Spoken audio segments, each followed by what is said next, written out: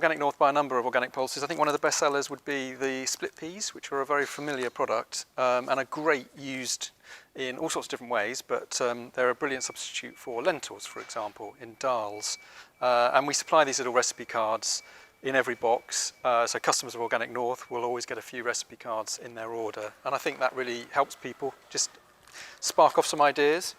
And then there are other less familiar pulses that Organic North buy quite a lot of, one of which being our split fava bean. So it's a small broad bean that's grown in the field, harvested dry at the end of the season, so the plant dies and then it's harvested dry, and then the skin is removed, it's split, and it makes a fantastic kind of lentil alternative or a chickpea alternative. You can use it to make hummus, and you can use it to thicken stews and make soups and things.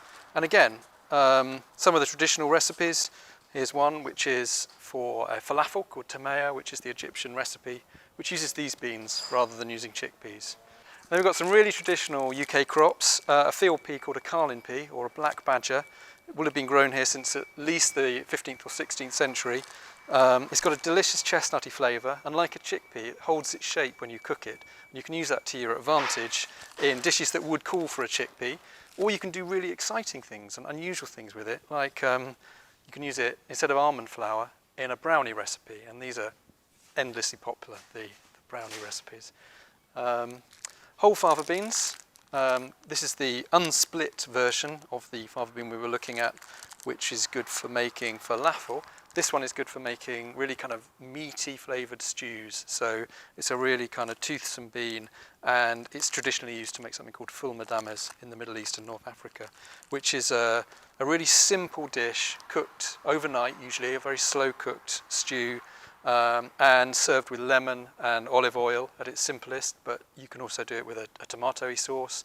And it's eaten usually with a flatbread, an onion salad and some egg, boiled egg.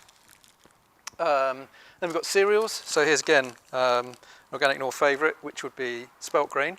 You can use it to mill at home, and you can do that in a domestic kind of spice grinder if you want to make small quantities of flour.